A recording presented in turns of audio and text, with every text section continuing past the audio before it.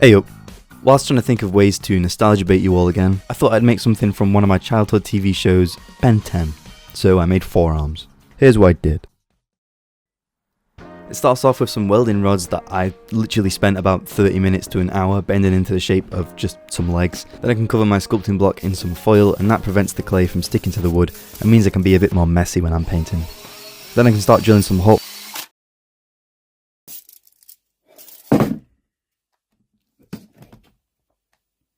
Once I've drilled the holes into the correct place, I can add a swivel stand to make my life a hell of a lot easier. I can start bulking the wire with foil. You'll notice the legs are very wide apart, and that's because I've been trying to make my dioramas a bit more dynamic and not fall into the trap of making models just boringly stood upright. So I'm just wrapping some thinner gauged wire around all the foil to keep everything in place, and we can move on to the clay.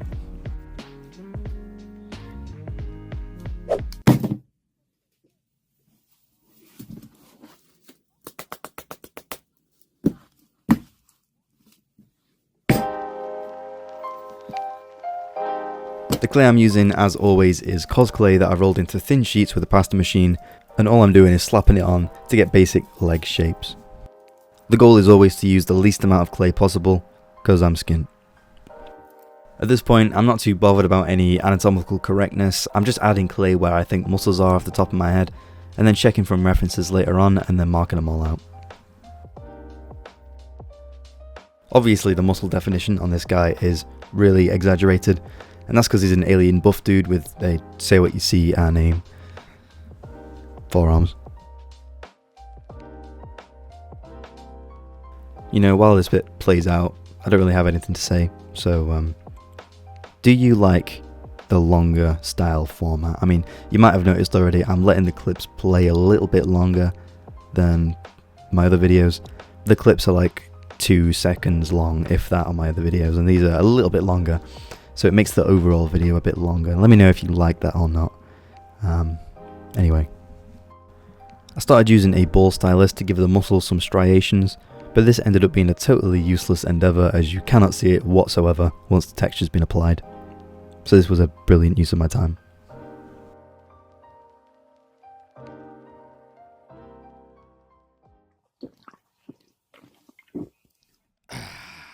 These alien feet were thankfully quite easy, just 2 sort of pointy long toes. So, yeah.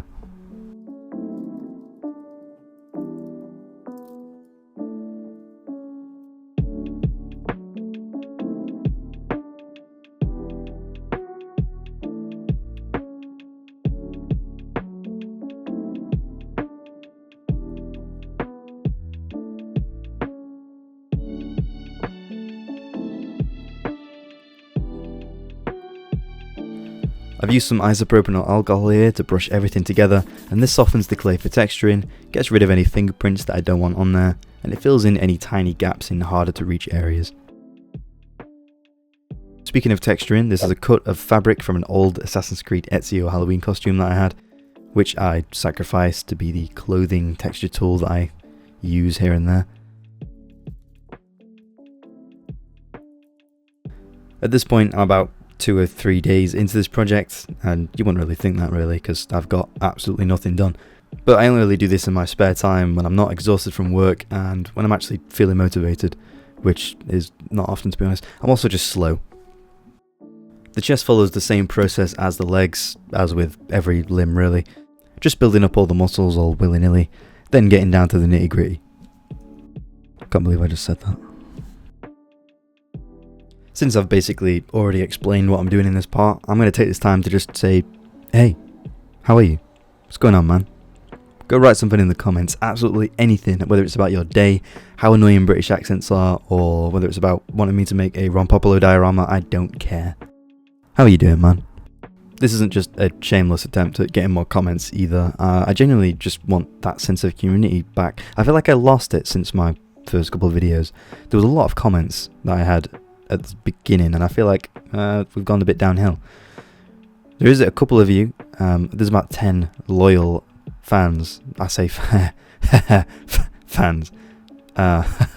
subscribers, people that watch me, and it really does mean a lot seeing you in the comments every time I upload. and even replying every time I do a little community tab post. It means a lot, so thank you.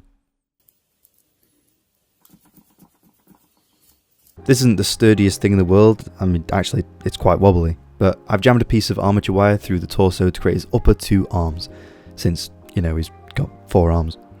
I thought he could have his top arms flexing while his lower arms could be in like a sort of Spider-Man type pose. You'll see when we get to it.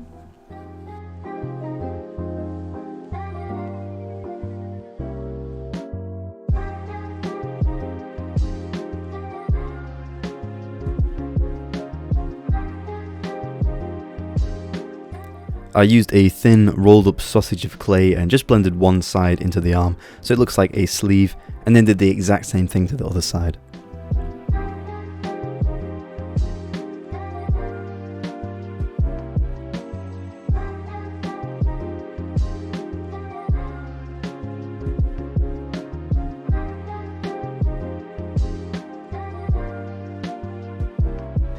You're not going to believe me when I say this, but just like the top arms, the bottom arms follow the exact same process. I know, baffling.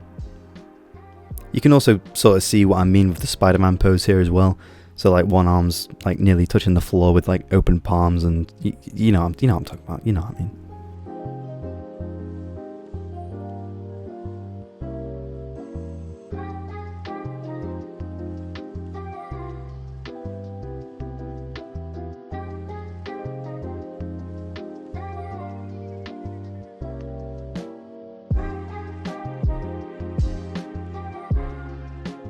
Once all the arms are done, he can get his alien-like forearm spike things. I suppose they needed something else to make him look more alien-like when they were designing this guy, but fire though, can't lie. Onto the hands, I gave the whole model a quick 10-minute bake so I can't accidentally smudge anything, and the last time I made hands, I made them separately and then added them to the model. I sculpted them directly onto the model this time, and I think that helped me get a better sense of scale and positioning. This process was also so unbelievably fiddly that I only managed to get one hand on camera, so cry about it.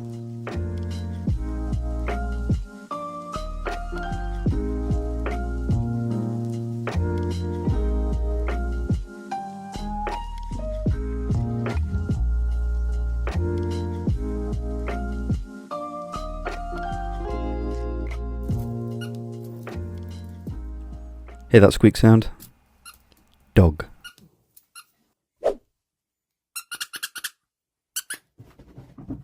No pun intended, but we're going to raw dog the background music so you can hear what I heard while making this.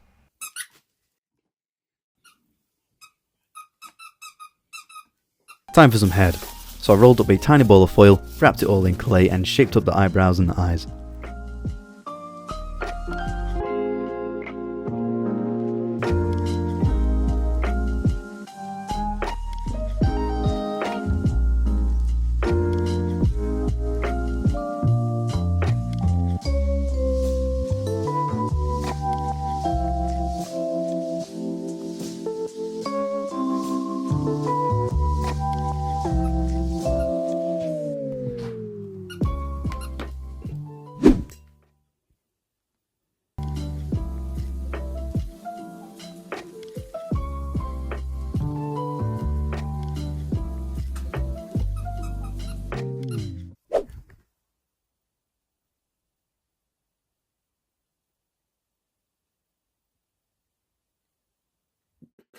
Now, as I'm deciding how the head should be positioned, I realised that it just doesn't look good.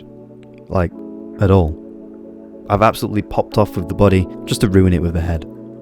I don't realise it yet, but I will do something about it, but further down the line. It just looks too oversized and it downplays how big and bulky he should be. But yeah, fear not, it's not staying this way. I've made this small circle for the Omnitrix that's going to be on his shoulder.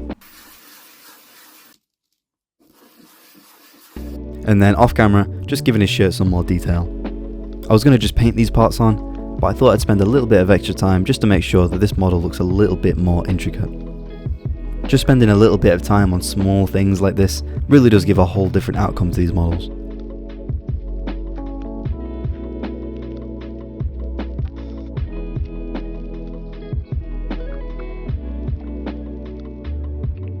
Here we go. He's finally being beheaded.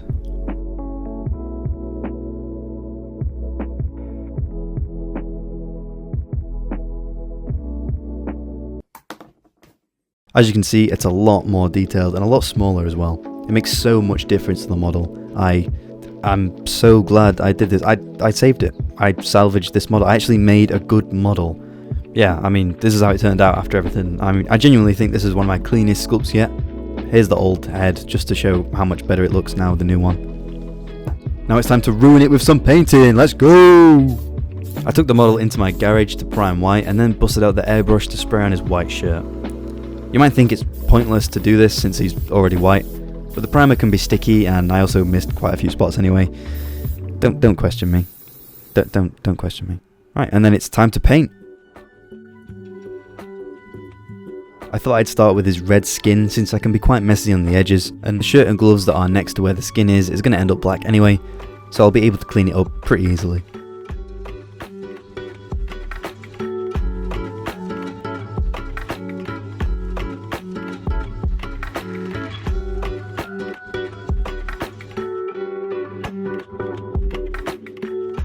Once I've done a couple coats of that dark red, I'm going over all the raised muscles with progressively lighter and lighter reds to add some depth.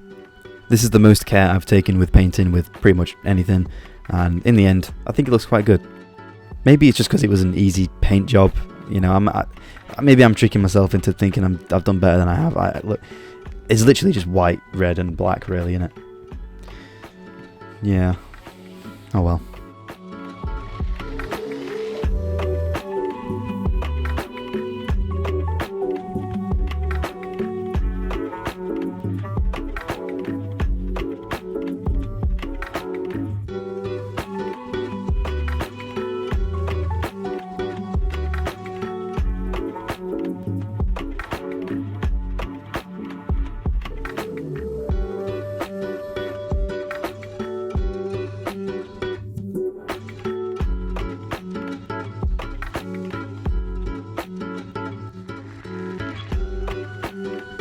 I then painted the Omnitrix a light green before dabbing in some yellow to make it sort of look like it's glowing, and then cleaning up the edges later.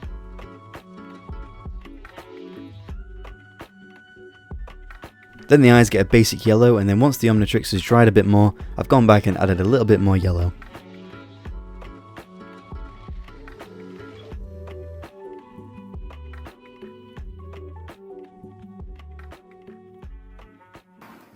All done. For the base, I've got a slab of XPS foam, and I've already cut out the holes where forearms is going to be placed. I've used a hairbrush to gently scrape lines in the same direction to get that liney, concretey texture that you normally see on concrete slabs.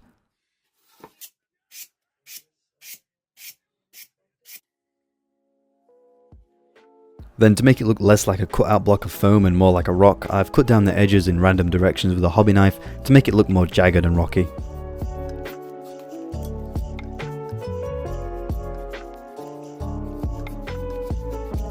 Then I got an actual rock and gently started pushing it into the foam to give it a realistic rock texture before giving up being gentle entirely and went to Pound Town.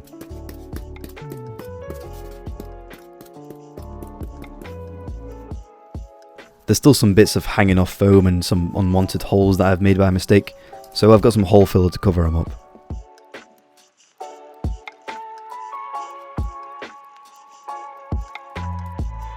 To really bring home how big, strong and powerful this guy is, I thought it could be all smashed and cracked where his feet are, so I've took my knife and rocks to where he's standing.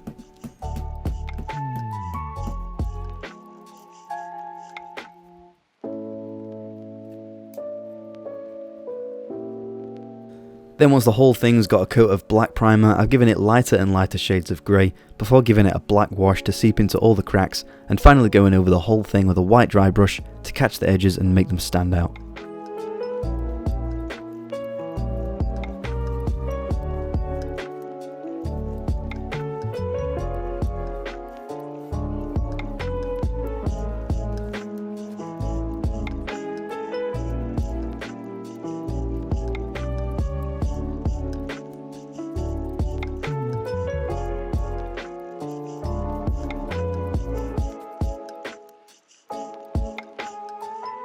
A few coats of matte varnish will make the whole thing look less tacky, and then I can bring some life back to his eyes with some UV resin.